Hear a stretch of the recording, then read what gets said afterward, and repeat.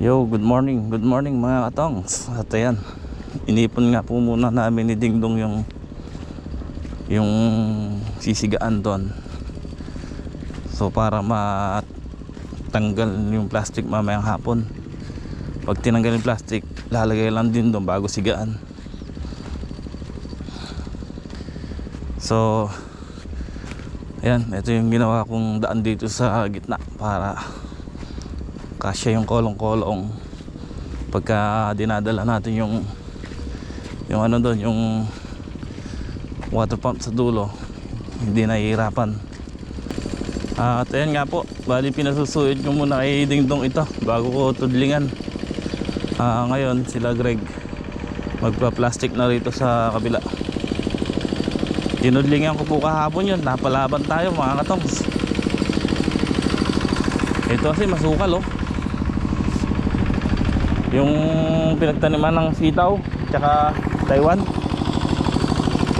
So ayun nga po, ngayon dito muna kami ni Dingdong, tutudlingan namin tong sa may ampalaya naman. Pinasusuit ko muna kay Dingdong kasi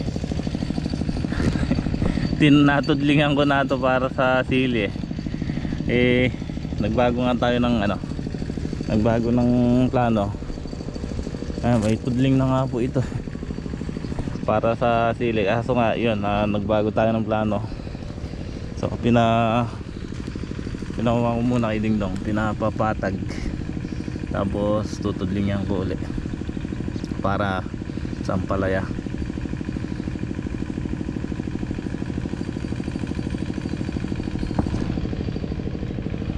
So dito dati yung talong, dito yung patriot na sili, tapos ito yung pagitan. So ngayon ginawa ko dalawang hati na lang to, yung sili tapos ampalaya. Nakailaw pa si Dingdong pa, mukhang naglalamay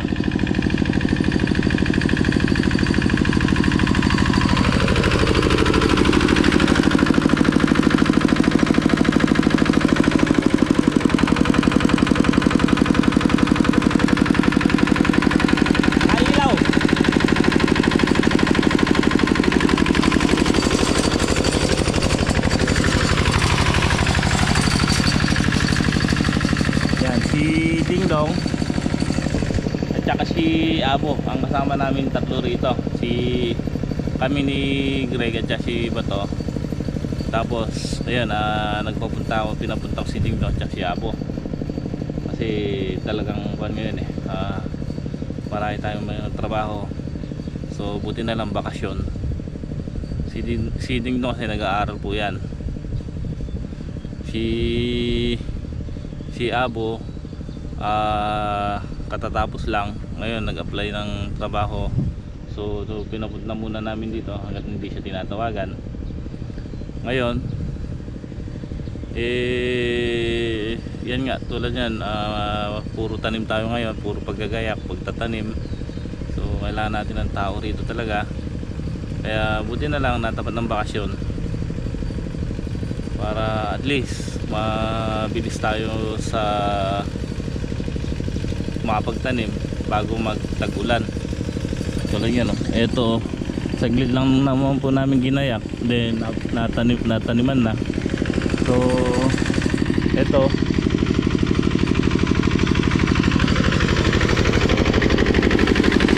okay na yan, papuntahan na ron papuntahan na ron.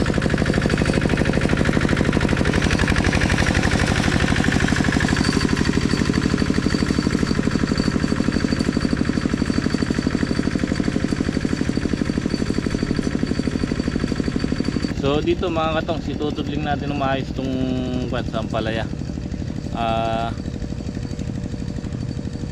Kumbaga ilalagyan natin ng magandang kanal, kasi dito pagka nagpatubig, doon mukha yung una natin, pagka nagpatubig sabog yung tubig.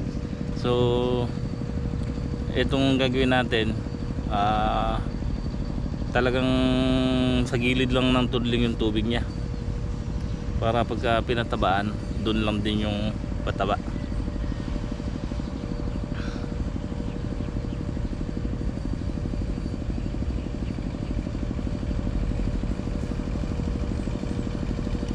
igagayak natin mabuti to. Tapos siyempre bago natin taniman to, kailangan nakatayo na yung balag para hindi kami mag-ahol. Ganda naging ganang lupa rito eh, dahil ilang beses naming kinukuhan yan, inaararo. So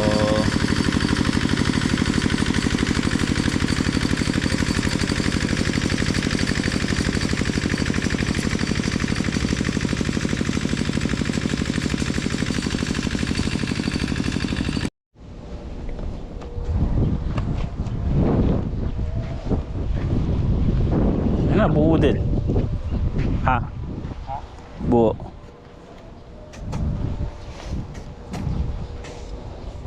Ilan pa? Kaya pa isa? Duduk-duk na namin eh. Oh, yung natira. Sobra na. Sisingle na lang natin yung gilid na no.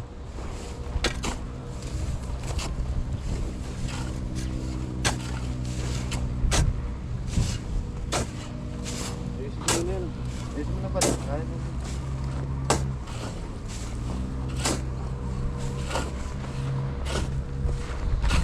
Pitong tudling. Ay walo. Isang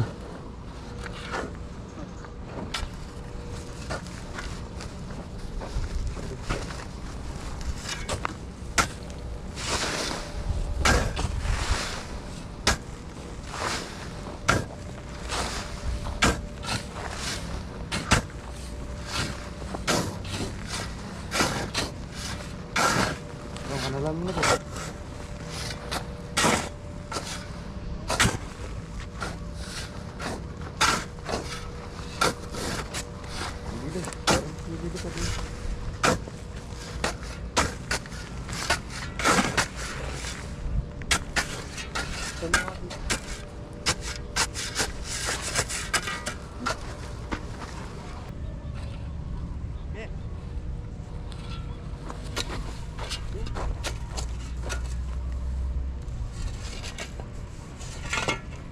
o, tanggal mo yung nakatupok.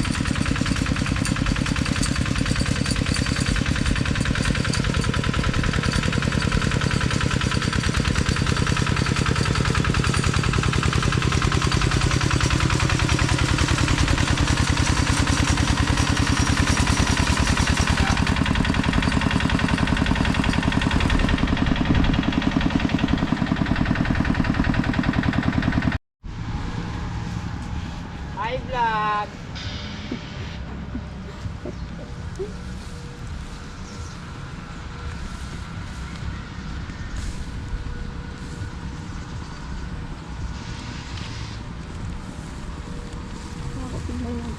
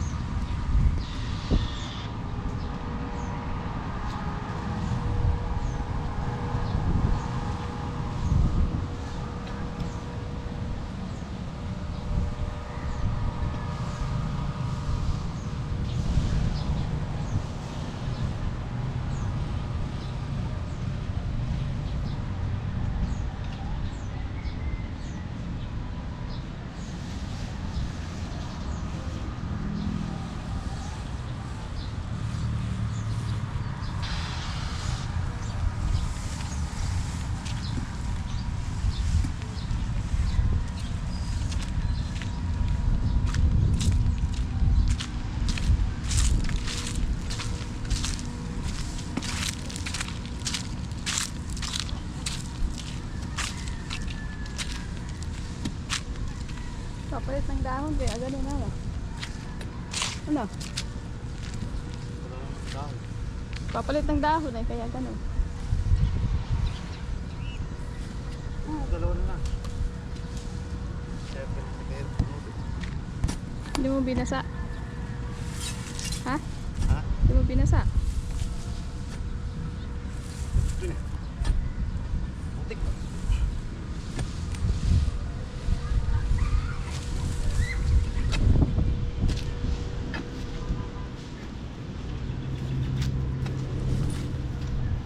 Hindi mo ginagawa ng dalawa eh.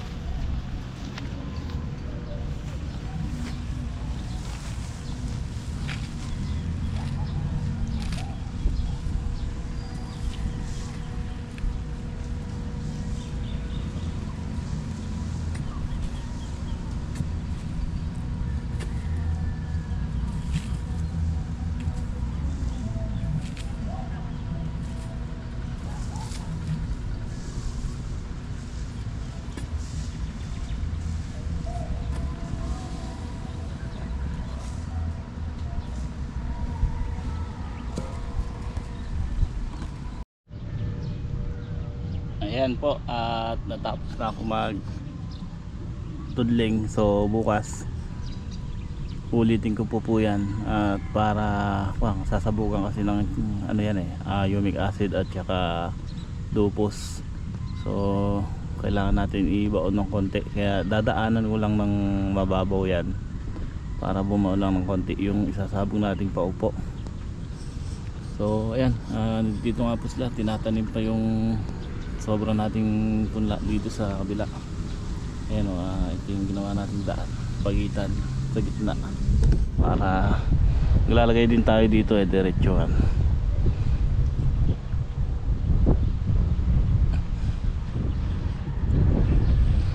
So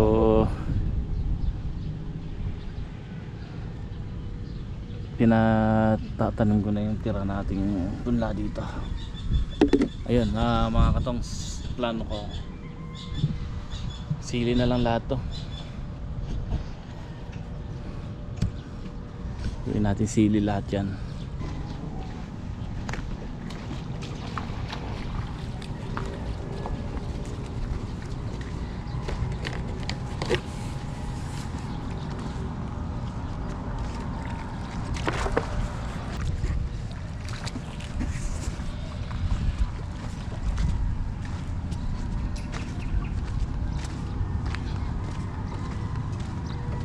Dong, maapaw na dong. Yaw na maglilipat.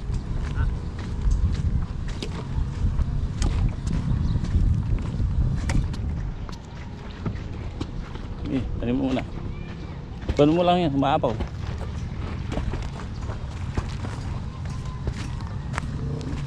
Ganda ng tudling Tubig na tubig yung Mali ka doon eh, dapat binaba mo pa ron eh. Ah. Lipat mo yung harang mo ron.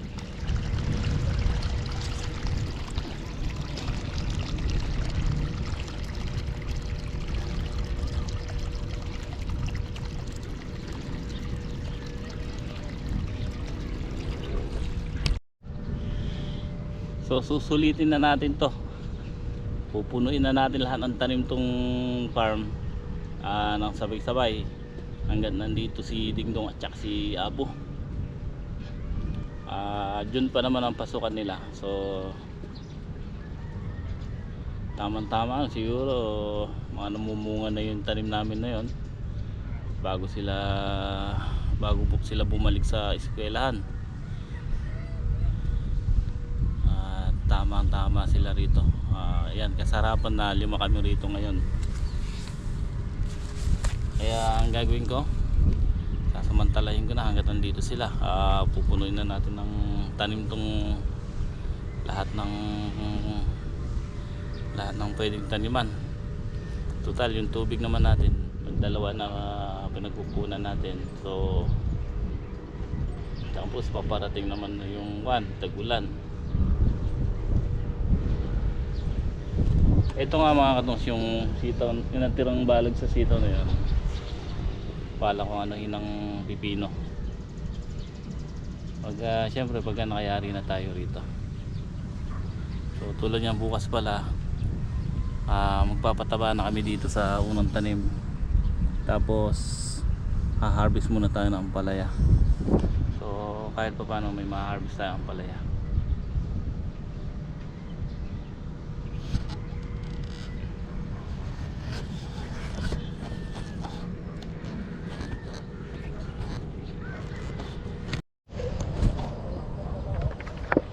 Kinulang ba ron?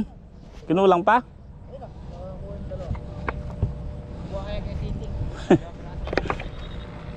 Ay lang, tuloy tayo, 6. Ito po. Ayun o.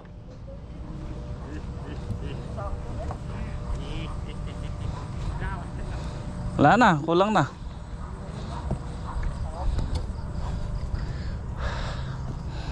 Ah, 6 na tudling to. 2, 4, 6, 6 nga.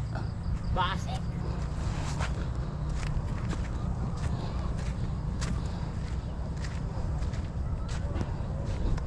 Ang 6 na tudling mga katongs. 6 na tudling.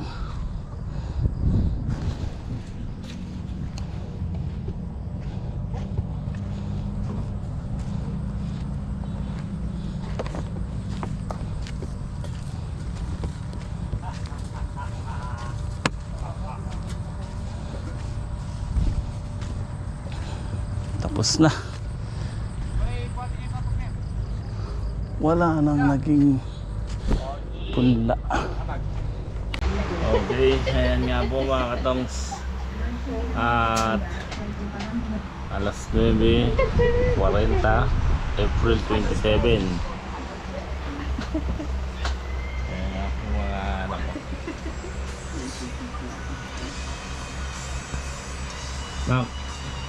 Nak. Hindi na naligo ano? Sana natusok sa akin.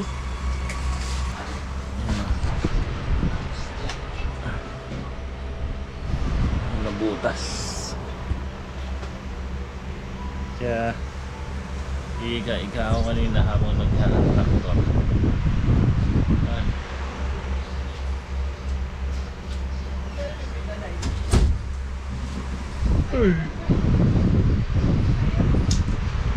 Kahapon mga katongs wala tayong upload wala tayong vlog, pero yun nga, nagtudling po ako dito naman kahapon dito sa nilagyan nila Greg kanina ng plastic mulch. Tapos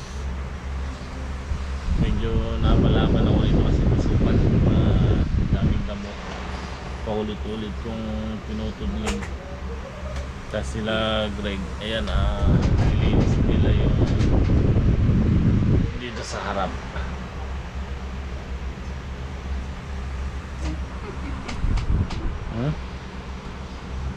Alisin mo yun, bro. Kunyar. Hmm? Kunyar. Puso. Ang tanda naman.